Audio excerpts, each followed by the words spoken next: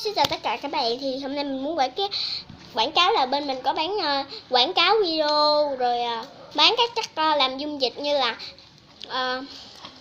Borat, dung dịch trong miệng, rồi keo sữa, keo trong gì cũng có, nhưng mà không phải keo trong nữa, keo bình thường đó. Và nếu như các bạn muốn nhắn tin trực tiếp, tôi bị gì vậy đó.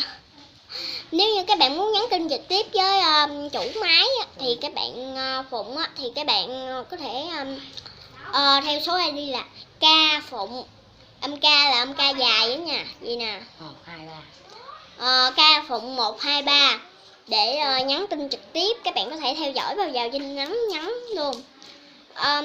Còn đây là phụ trợ của mình, trợ lý đó. ID TikTok là cái gì? 012 lại đi nói nè.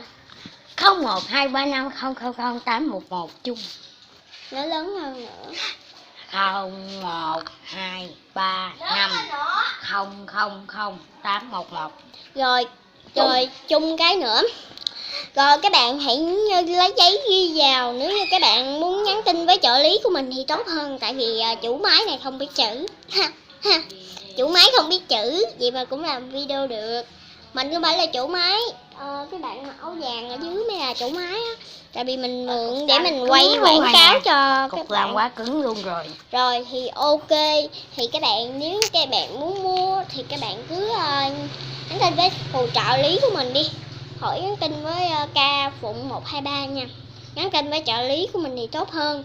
Thì trợ lý của mình thì nhằm khi sẽ trả lời, còn nhằm khi thì không nha. Nhằm khi á thôi, nhưng mà đừng nên nhắn tin với chủ máy. My không biết chữ, My ghi tầm bậy không à, ta nghỉ mua luôn á. Các bạn. Rồi vậy thôi. Các bạn có thể là nhắn với khác nha. Ok và bye bye.